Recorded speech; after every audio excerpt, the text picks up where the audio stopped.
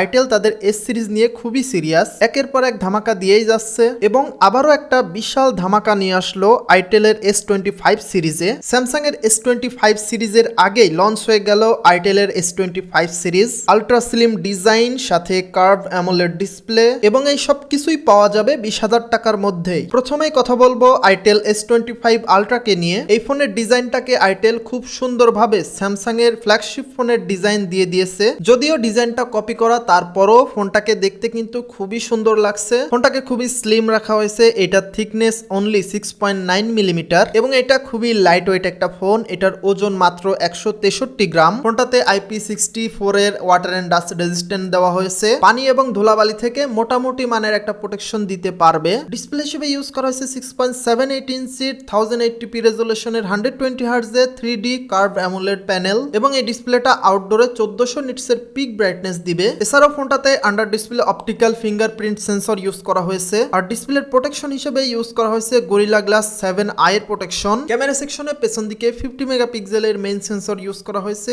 এবং সামনের দিকে 32 মেগাপিক্সেলের সেলফি ক্যামেরা ইউজ করা হয়েছে। আর যেহেতু এটা একটা বাজেট ফোন, সো সব বিষয়গুলো কিন্তু ভালো পাওয়া যাবে না এই ফোনটা থেকে, এই বিষয়টা মাথায় রাখতে হবে। প্রসেসর হিসেবে ইউজ করা হয়েছে ইউনিসক T620, তবে বাজেট হিসেবে তাদের এখানে আরো একটু ভালো প্রসেসর ইউজ করা উচিত ছিল। এছাড়া ফোনটাতে 8GB DDR4X এর র্যাম ইউজ করা হয়েছে আর সেই সাথে 512GB UFS 2.2 স্টোরেজ অপশন রাখা হয়েছে। সফটওয়্যার হিসেবে out of the box Android 14 দিয়ে লঞ্চ করা হয়েছে এবং এই ফোনটা একটা মেজর অ্যান্ড্রয়েড আপডেট পাবে, মানে এই ফোনটা অ্যান্ড্রয়েড 15 এর আপডেটটা পাবে, এটা অফিসিয়ালি জানায় দেওয়া হয়েছে। ফোনটায় 5000 mAh এর ব্যাটারি ইউজ করা হয়েছে, তবে এই ফোনটাতে ফাস্ট চার্জিং এর ফ্যাসিলিটি আছে কিনা এই বিষয়ে কোনো ইনফরমেশন পাওয়া যায় নাই। খুব সম্ভবত এই ফোনটাতে ফাস্ট চার্জিং এর সাপোর্টটা দেওয়া হয় নাই। তিনটা কালারে ফোনটাকে লঞ্চ করা হয়েছে, ম্যাটিওর টাইটেনিয়াম, ব্রোমো ব্ল্যাক এবং কমোডো ওসিয়ান। এর মধ্যে কমোডো ওসিয়ান কালারটাই আমার কাছে সব থেকে বেশি ভালো লেগেছে। আইটেল S25 আলট্রা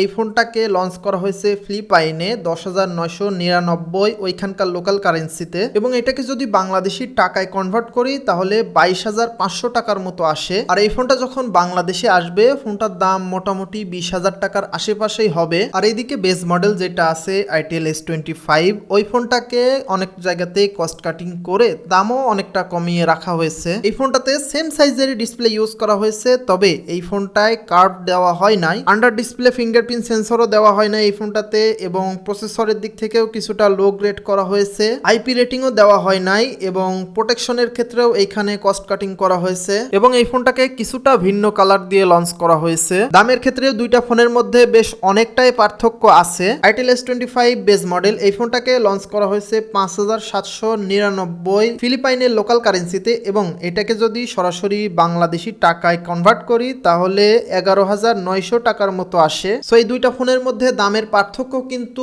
প্রায় অর্ধেক। তবে এই দুইটা ফোনের মধ্যে S25 আলট্রা ফোনটাকে আমার কাছে একটু বেশি ইন্টারেস্টিং লেগেছে। যারা আসলে কম বাজেটের মধ্যে কার্ভড অ্যামোলেড ডিসপ্লে এবং একটা গুড ডিজাইনের ফোন খুঁজছেন তারা কিন্তু এই ফোনটার জন্য ওয়েট করতে পারেন। তবে যারা পারফরমেন্সের জন্য ফোন কিনতে চাচ্ছেন তাদের জন্য এই ফোনটা কোনোভাবে রেকমেন্ড করা যায় না, কারণ যেই বাজেটে এই ফোনটাকে রিলিজ করা হয়েছে এবং বাংলাদেশে যেই বাজেটে আসবে সেই বাজেট হিসেবে কিন্তু খুব ভালো পারফরমেন্স এই ফোনটা থেকে পাওয়া যাবে না। সো এই ফোনটা কেনার সময় আপনারা এই বিষয়টা অবশ্যই মাথায় রাখবেন। এই ফোনটা অবশ্যই একটা stylish and good looking phone, তবে বাকি যে বিষয়গুলো আছে পারফরমেন্স বলেন বা ক্যামেরা বলেন ওই জায়গাগুলোতে কিন্তু ফোনটা খুবই দুর্বল। এই জন্য যারা আসলে পারফরমেন্স সেন্ট্রিক ফোনই চাচ্ছেন এই বাজেটের রেঞ্জের মধ্যে তারা কিন্তু এই ফোনটা থেকে একটু দূরেই থাকবেন। বাকিরা চাইলে এই ফোনটা কিনতে পারেন। আর এই ফোনটা সম্পর্কে আপনাদের যদি কোনো প্রশ্ন থেকে থাকে তাহলে অবশ্যই সেটা কমেন্ট বক্সে জানাবেন। আজকের ভিডিও এখানে শেষ করছি, দেখা হবে আবারও অন্য কোনো ভিডিওতে। সবাই ভালো থাকবেন। আসসালামু আলাইকুম।